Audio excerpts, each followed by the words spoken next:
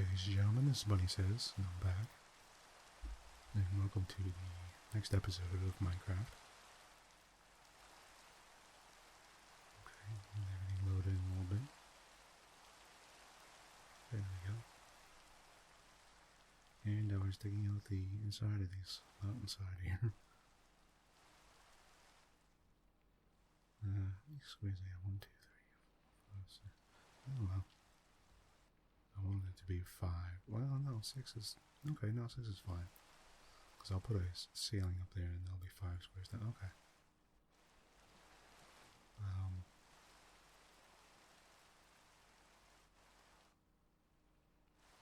I'm wondering how many squares I could take going this way before I hit the outside. Let me take a quick look. Nope. Wow, really? Okay. I dig up 1 square with my axe and pickaxe until they ran out. Okay, there we go. There's 4 new ones.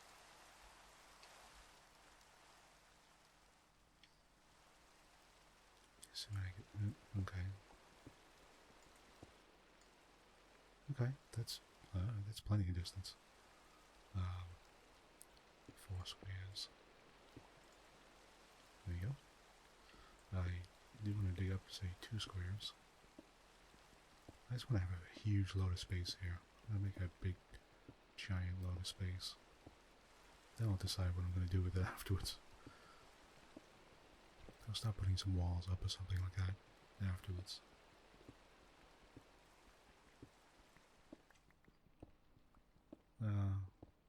Hope you put up with that long tirade I had there in the last... Well, it wasn't tirade so much as, I guess, just me voicing my opinion about the game industry and certain game companies.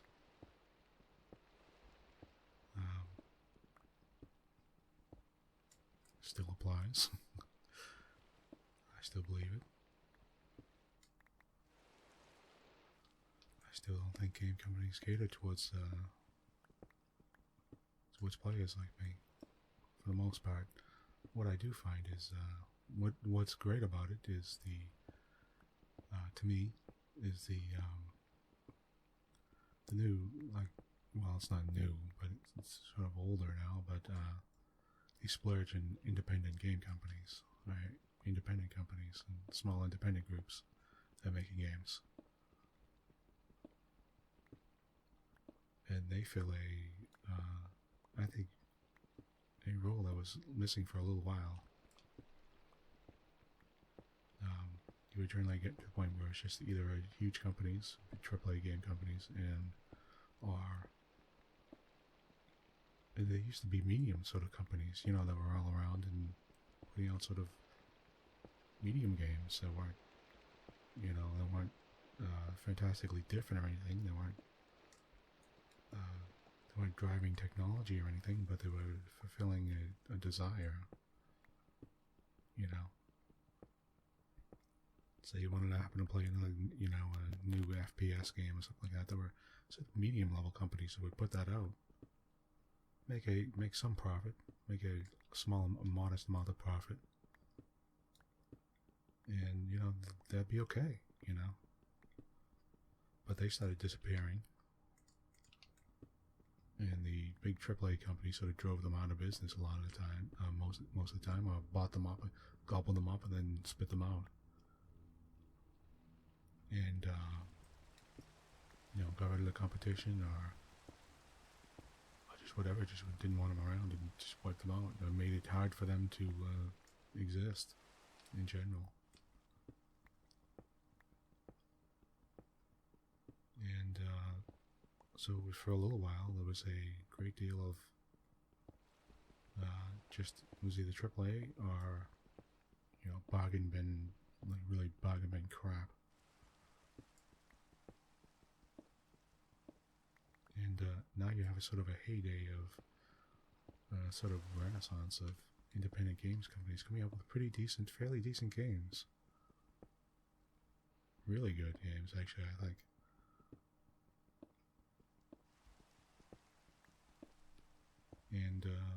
fulfilling a sort of market area that I think was in danger of disappearing. That, you know, sort of middle ground. Now you'll have smaller independent companies filling that area. Doing it pretty well, I think.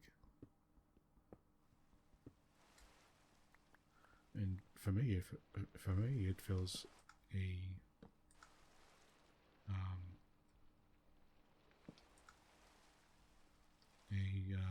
an area that, you know, that I want. I want to have some sort of cheap, somewhat decent games that aren't, you know, not the newest and the bestest, but they're nice games. You know, the decent games for a decent price. You know, and that you used to be able to get. You know, that you used to pick up for $20 or something like that.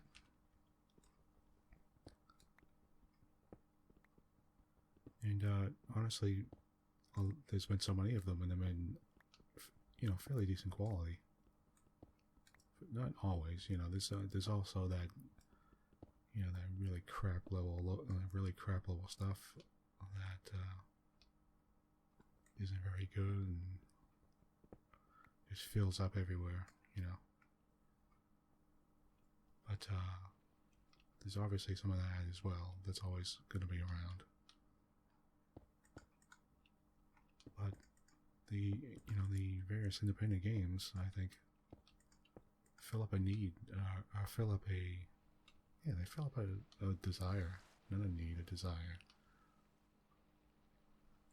That that makes it so that I don't want to sit there and I don't feel like the only option I have is to go out and buy, you know, whatever the latest Call of Duty game is or something. $60, then have to buy the season pass and get ripped off, basically. You know, I could live with playing, you know, somewhat like Minecraft. You know, I could play like, you know, I feel like I could play games like this, buy them for $20 or $30 or something like that, cheaper than that, and feel okay about it, you know, and get good use out of them.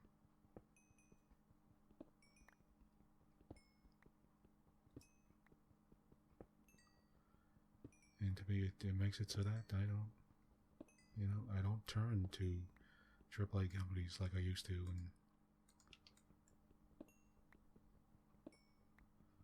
and feel like I need to do whatever. I think they're sort of, and they make tons of money, but I think there is that sort of there is a market starting to sort of disappear from them and heading towards more sort of reliable sort of, you know, A-level market or B-level market, not AAA, you know. Not necessarily that. And I think there are a lot of people who are satisfied with that.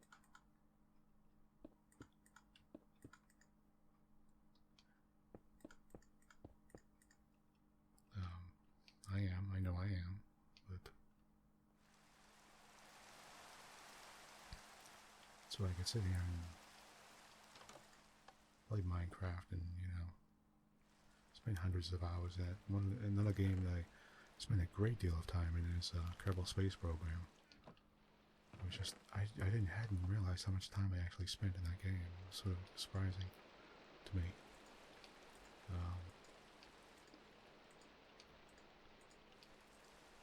It's funny, I was just looking at it. I think I spent 450 hours or something like that playing that game. You know, I didn't remember playing it that much. I was like, wow, did I really play it that much? Apparently, yes, I did.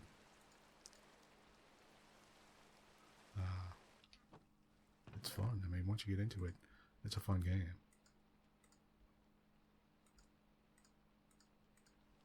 You know, maybe that's something I could play in this. I could play here too. That'd be sort of interesting. As an ASMR sort of project. Just watching me build rockets and set them up. I played the sort of campaign.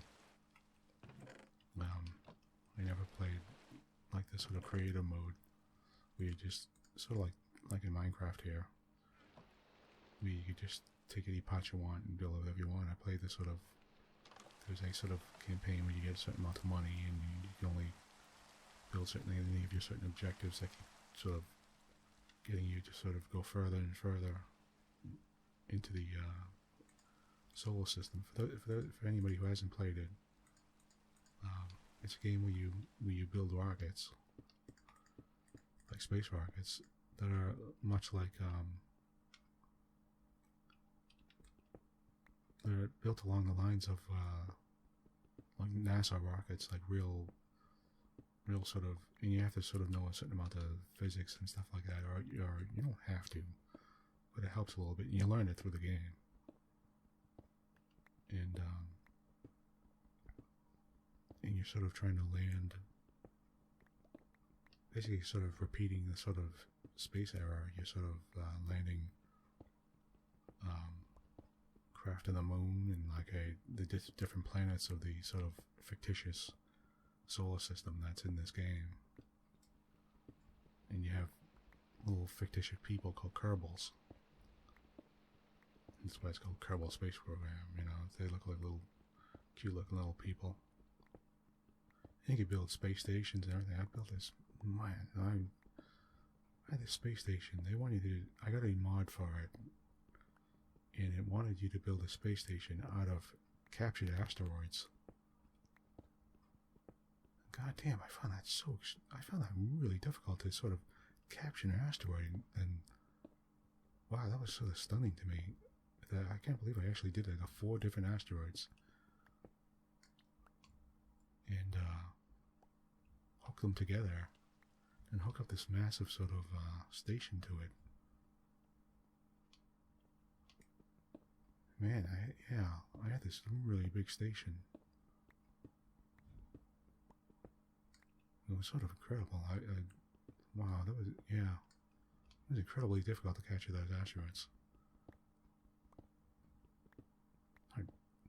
It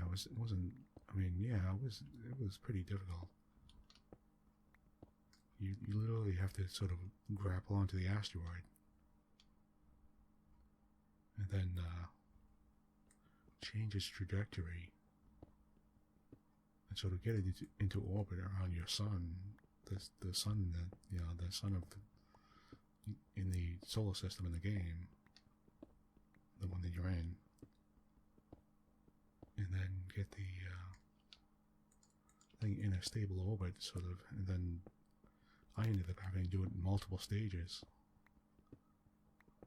Send a rocket just to get it, and then like latch onto an asteroid, a small one. There were different size ones, and just once I got into orbit, even if it was a giant orbit, like the equivalent of like the Earth, the orbit of an Earth around the sun. I mean, the thing was like really far out. It was like much farther than that. Actually, it was, be equivalent to like Mars. I managed to do that. Then I would send up another rocket. I sent them another rocket, and then got it close to where I wanted it to be, and dragged it back to the orbit of Kerbal, the main planet that you're supposed to be on. It's supposed to be like Earth. And then, and then I had to do another one to sort of fine-tune the orbit. I had to send up another rocket. I used one rocket just to get it into Kerbal orbit, then used another rocket to fine-tune it. So it was basically like 3 rockets to get it. One just to capture it, get into any orbit. 2 to sort of bring it back to Kerbal. I think I used 2 rockets to do that. Because the asteroids have a certain amount of mass, and you use up a huge amount of fuel trying to alter the mass, the orbit of the mass, the asteroid, And it's sort of difficult to, you tend to use up the bigger the rocket you have, like the more fuel you're trying to get a hold of, or that you want to use. You have to keep on using tons and tons more fuel just to carry up the fuel. just to get more fuel. I mean, just to have more fuel in your rocket when you're done, after you've gotten into orbit. You're using up a huge amount of fuel just to get into orbit.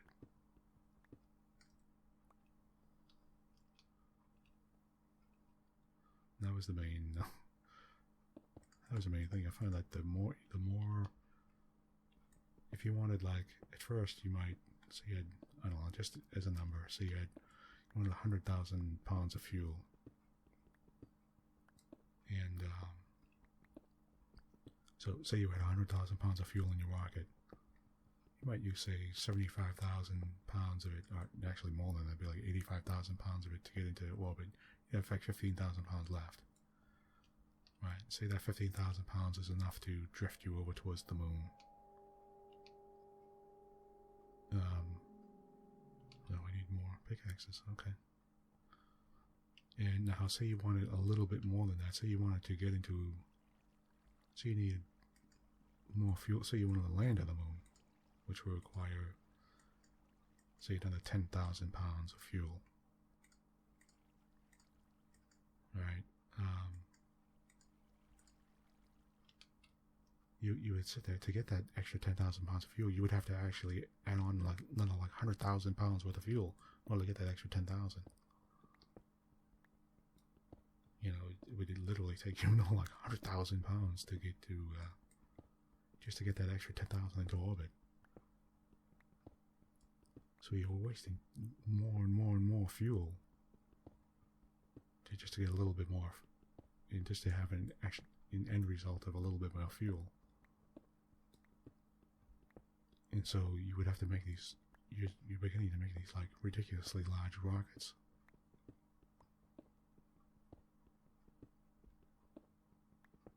And the problem was when you start making the larger and larger rockets, you begin to have this massive sort of balance. You begin to have these balance issues that just begin to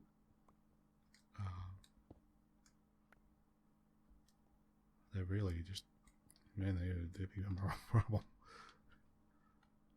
You have this sort of turbulence that becomes a big issue.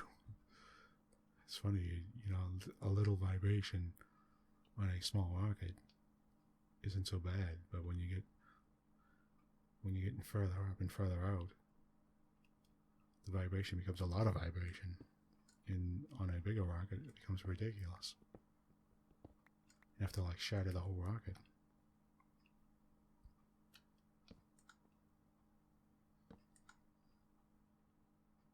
Or you have to, you know, throw the entire rocket out of control. And there was something I thought was just, that was funny. There was one thing I thought was sort of, I didn't understand why they didn't do this at all. It was sort of ridiculous, I thought. Was when you were landing your little spacecraft on the moon, or whatever, when I went to land on the moon, I realized they didn't show the distance to the ground. It only showed the distance to sea level, meaning, you know, sea level 0, and say you were 3,000 feet up in the air, or 3,000 meters or whatever. You have to say it's 3,000 feet to the level 0. Now your altimeter, your thing showing you the height, would show 3,000 meters. Now, say there was a mountain, say you're landing on terrain that's, I don't know, you know, 1,485 feet high. Now, it should show, when I'm landing, I want to know where the ground is. You know, I want to know how far it is to the ground. Say it's 2,123 feet high. So you only have like 900, say you're at 3,000 feet. You only have like 900 feet left. But the thing would always show the amount of the distance to sea level.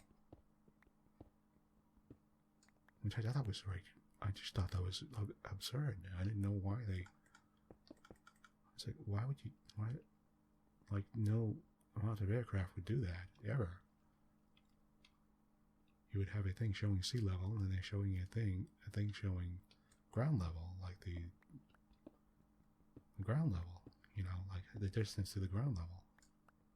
Because the distance to the ground and the distance to the sea are two totally different things.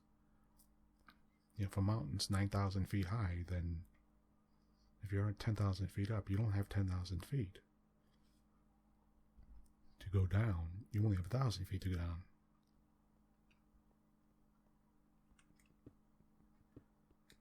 So I'd be trying to land on the moon, and I was like, man, I keep crashing because I'd be coming down so fast, or I'd use up a ridiculous amount of fuel trying to slow myself down, not being sure because the shadow wasn't very good.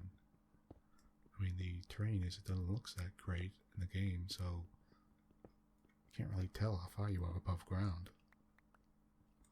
You sort of guess a little bit. You would only see the shadow of your craft.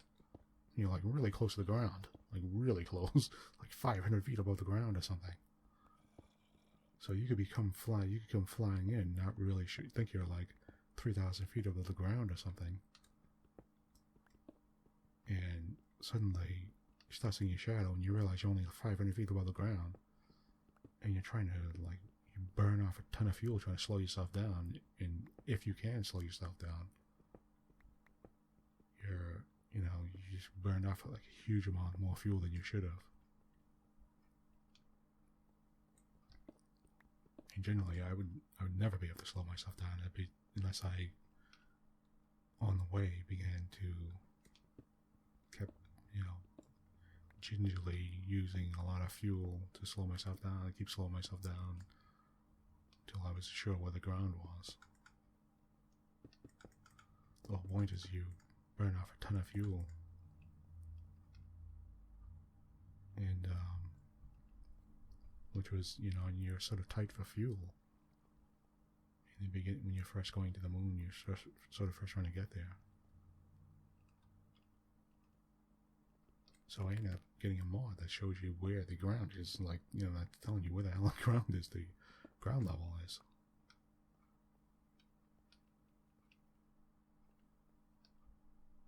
Let's see.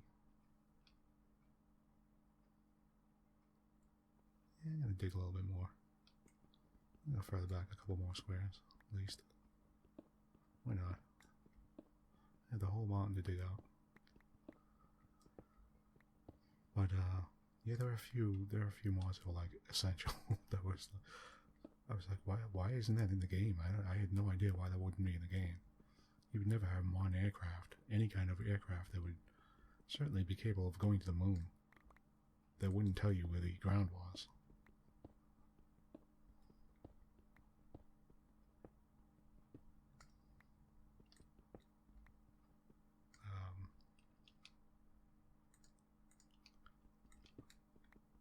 So it's just sort of, and there was another mod that ended up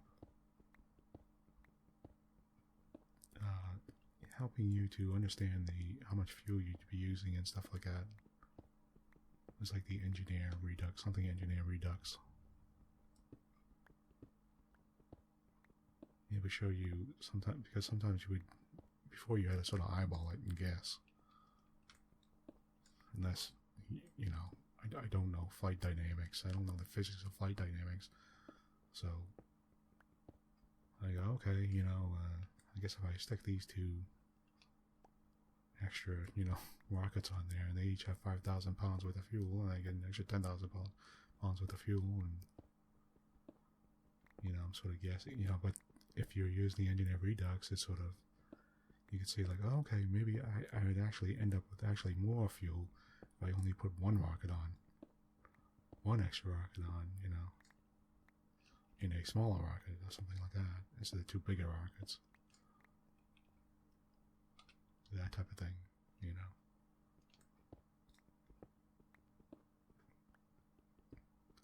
That's something I realized that I was playing. I'm trying to think of the games I played huge amounts of hours on. Civilization, of course. Always been a huge Civ fan.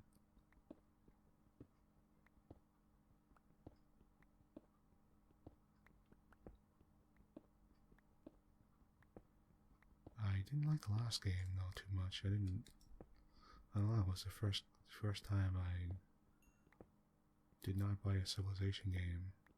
Actually, almost immediately.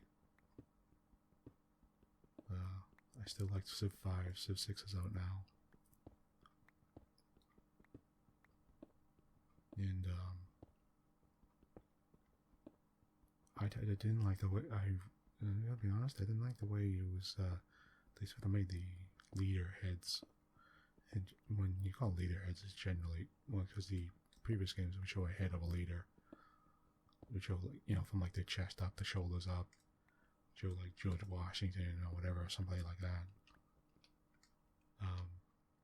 Whatever leaders throughout history, various people, Genghis Khan or whatever, and it would, the leaders now look sort of like, they had a weird cartoony look to them that really is sort of off-putting to me. I didn't like it at all. Civilization is sort of famous for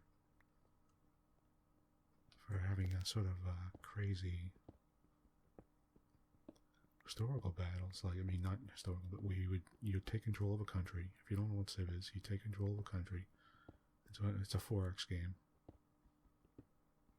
and you either use sort of some diplomacy. The diplomacy went backwards real bad since Civ 4.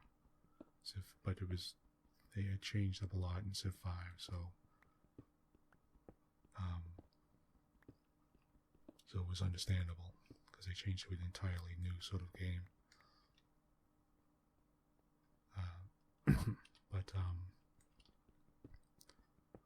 you basically have ways. Either you could try to conquer the world through you end the game by either having a sort of diplomatic victory, a conquering victory, where you sort of conquer the world. You destroy all the other players in the game.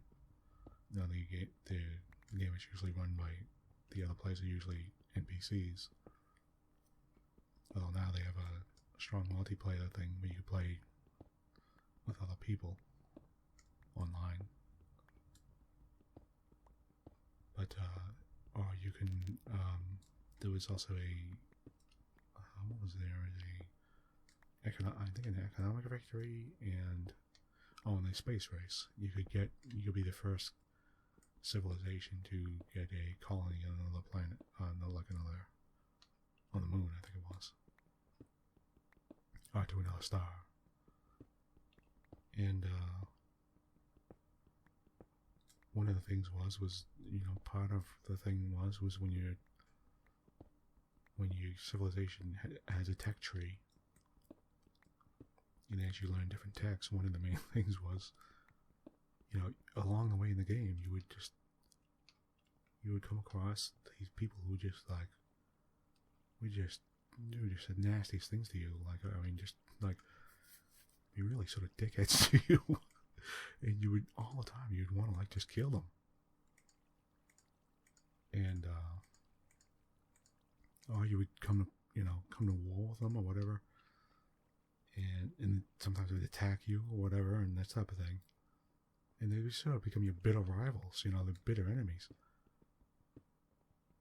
And you would go out of your way to have these massive wars with them. And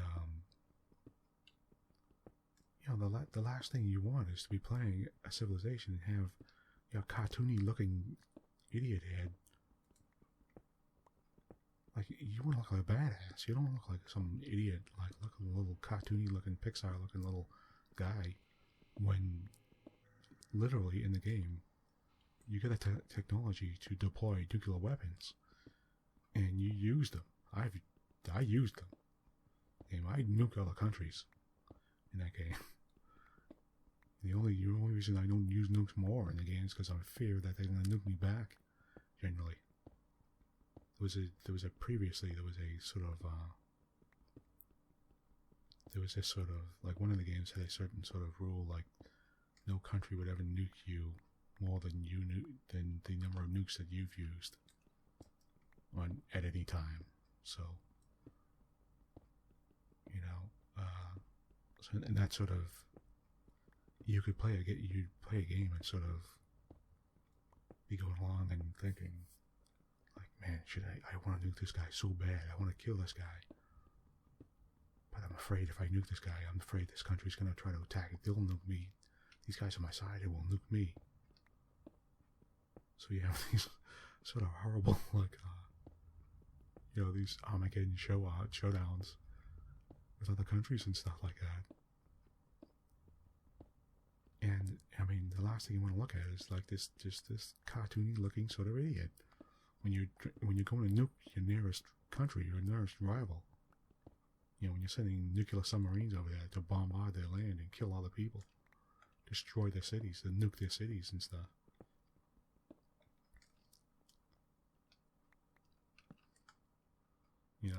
You just, it's sort of, really, it's almost sort of disingenuous when you're playing and you're sort of like, oh, I'm just a happy little,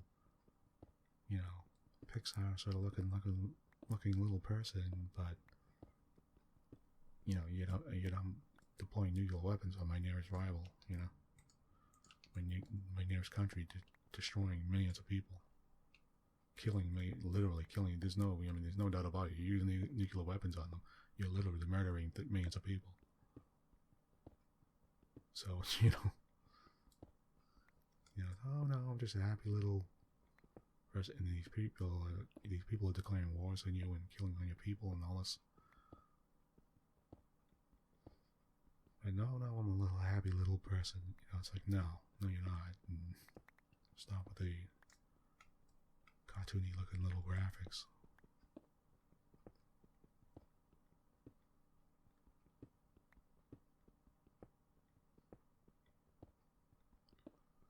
I used to have a really good time.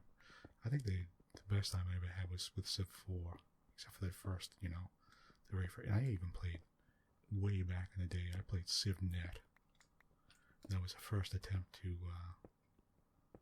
get Civilization online. It was a mess. It was horrible. It was a mess. It never worked right.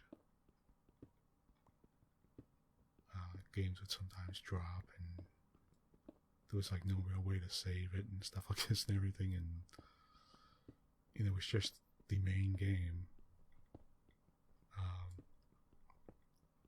and just you playing with other people.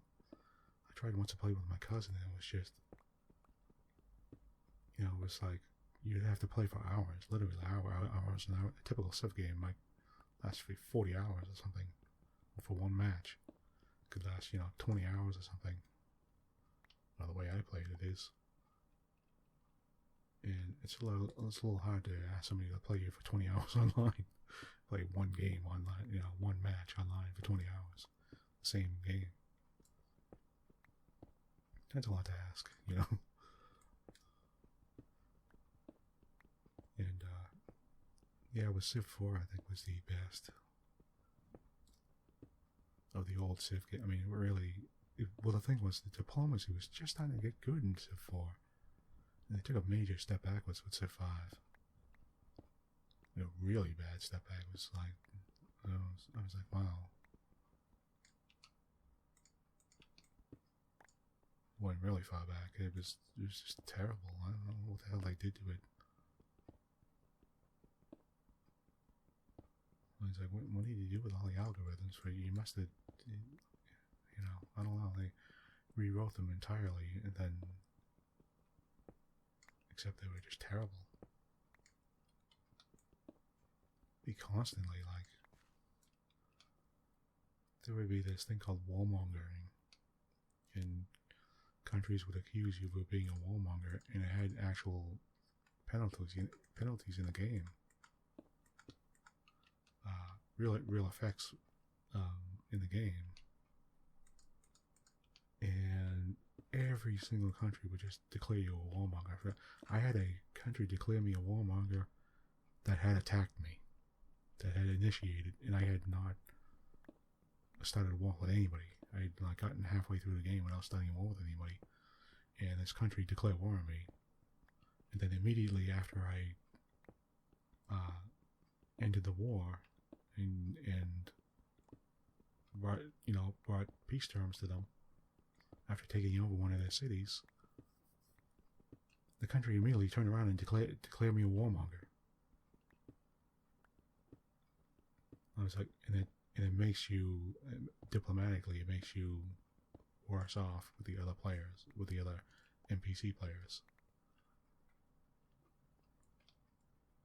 And they would just willy-nilly throw out that you're a warmonger for the most just innocuous reasons, for the most ridiculously mundane reasons, for nothing, for them attacking you, for them declaring war on you. They declare you a warmonger. It was just because, at that point in the game, at that level of the game, you would be, for any kind of aggression, you would be considered a warmonger. And that's how they programmed it, and that, I was like, wow, this is sort of ridiculous. It's terrible. I constantly had problems with that.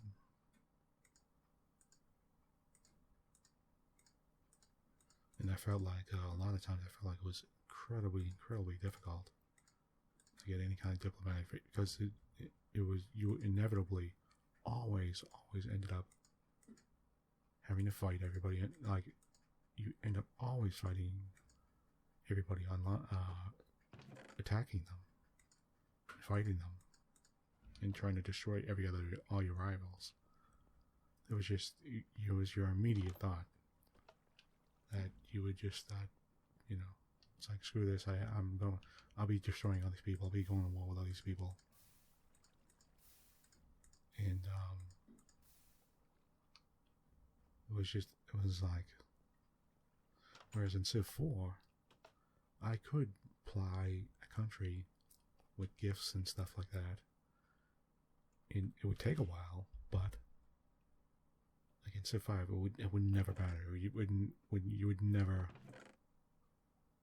They would never be good to you. I'd never be nice to you. In Civ 4, you could give another country a bunch of stuff, and they would become your ally for the remainder of the game. Or they could potentially become your ally for the remainder of the game and be like your sworn ally.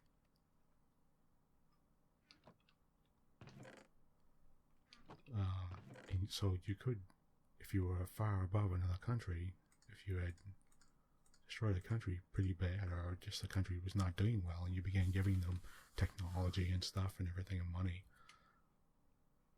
they would become like you. They would,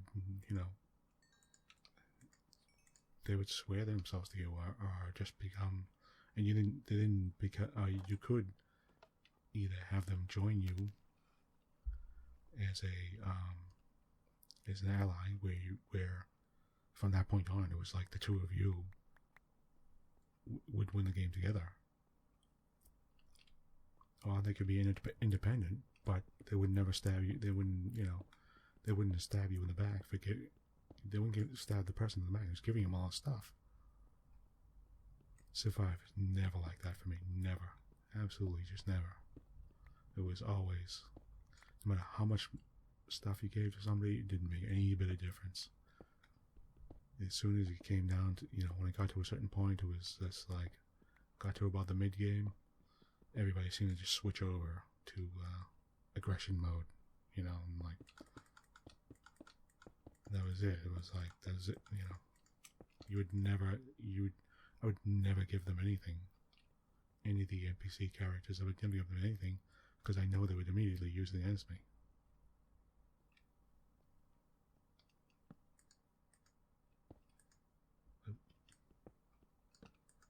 So I'd be like, what, I would never trade with the NPC, right? I traded the NPCs very little, only unless I was like, really needed something, or was very desperate for something, or I really needed it, or I was willing to give it up for a little while to get something in return, something that I needed in return real bad. Otherwise, I I would never go out of my way to give another, like a computer level player, anything. You know, so it was like trading became almost, our diplomacy was just rudimentary at best. You know, I tend to ignore diplomacy almost constantly.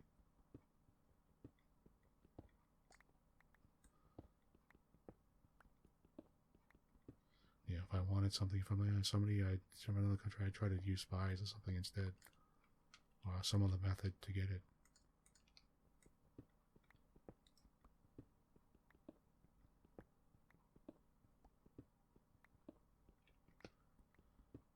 And I don't remember diplomacy like that, except for like Civ 2 or 3 maybe. That's as far back as I remember diplomacy being that bad. Where it was just, you basically had the option to, it was, you know, almost, you know, I don't know, 19 out of 20 games is always going to be you crushing the other people.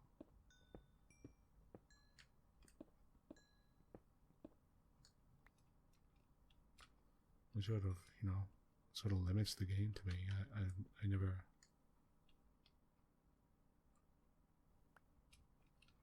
I always felt like the game was being limited.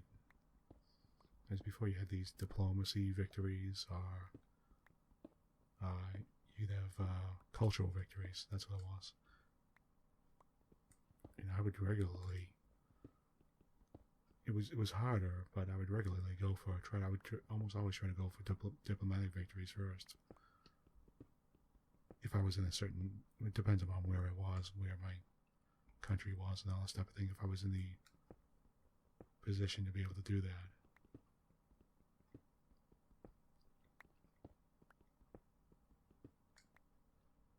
But in Civ 5, it was just, from the very get-go, you immediately think, okay, how am I going to wipe these people out?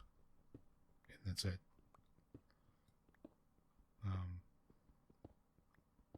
As far as I can tell with Civ 6, it's the same. It's the same. Maybe a little bit less so. And so, like I was saying, if I'm going to be wiping everybody out, I don't want to look like some idiot cartoon. Okay, now let's see. I have this much space going on. I'm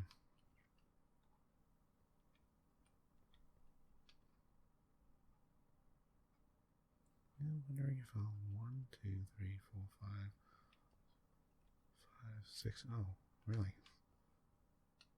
Is that right? 3, 4. Oh, okay, it's one more. Wow, okay. It's one more square over on this side. I didn't realize.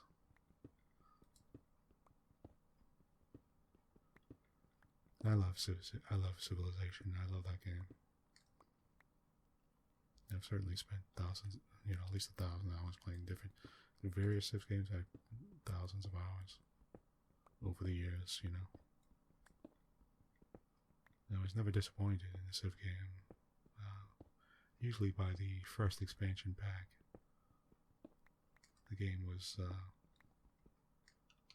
almost always sort of ironed out its wrinkles.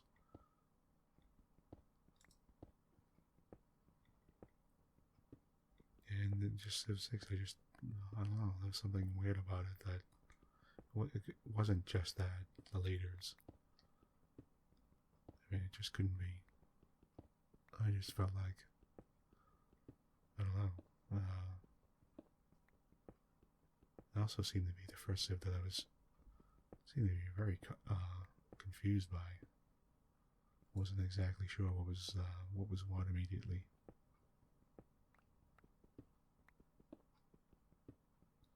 And it took a little bit getting used to.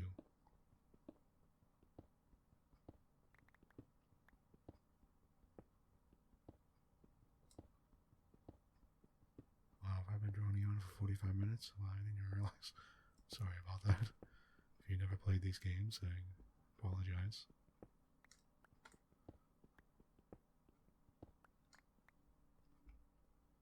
Hope you don't mind. I guess I'm just waxing philosophical and just talking about the old games I used to play and the sort of various games I play now.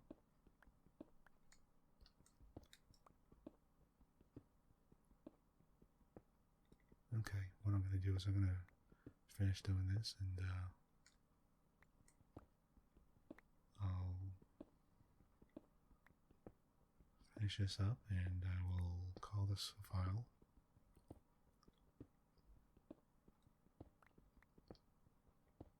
And I'll say goodbye, but not right yet, just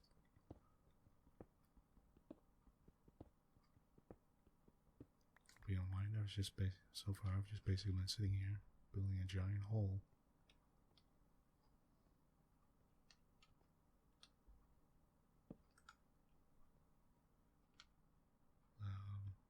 Okay.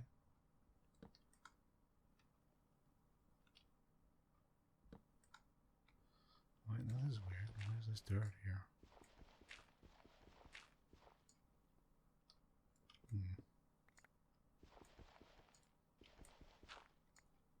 Is this coming out of the mountain? That's weird. Is it? Let me check something out. Okay, I guess not. I thought it was coming out of the side of the mountain. Yeah, I am. Okay, it is. Alright. Oh, wow, you look at that. Oh. There you go. Okay. Now, you know what? That might make a big difference to me, because I might build a giant doorway there. A tunnel going out to here. Let's see, where am I on the map? You know what? I think I might do that. And yeah, as a matter of fact, I think I will. And possibly from here on out, I'll build I could use this entrance as some area here as a way out to possibly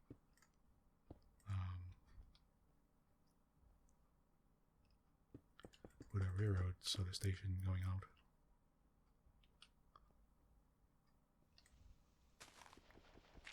Yeah, as a matter of fact, I think I will do that.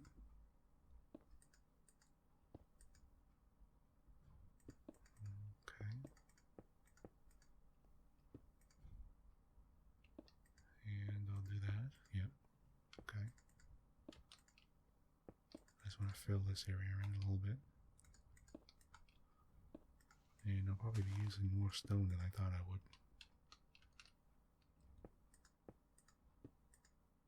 Yeah, okay.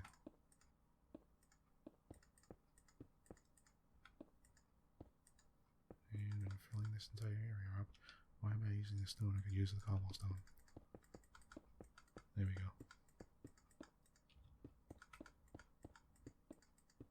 And what I'll do is I'll just make a wall out of this place.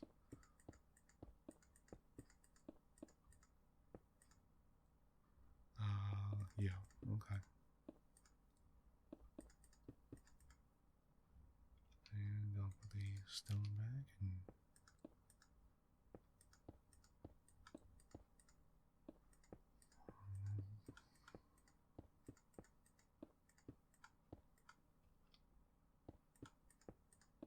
there we go. Looks good. Okay. Except for that giant hole up there. You know what, I don't like that. Just put this in here. Okay. And yeah. Okay. That's okay, that's good. Now I'm gonna leave that there for now. What I will do is just block this up with some dirt. Put that there. There and there. And you know what, I do need some torches on the ground here. Get rid of those black spots. There. Okay. And we'll figure what we're going to do with this place next time. So, again, thank you for joining me. This is Bunny Says, and I hope you have a remainder of the day or evening. I hope it's good for you. I'm going to keep on playing. I'm going to play one more episode. I'm going to do something. You know what? I'm going to think about what I'm going to do with this place first. In the meantime, I'm going to go, next episode, I will go digging up some railroad, some iron. So, hope you'll join me again for that. So, okay, I'm going to say goodbye and thank you.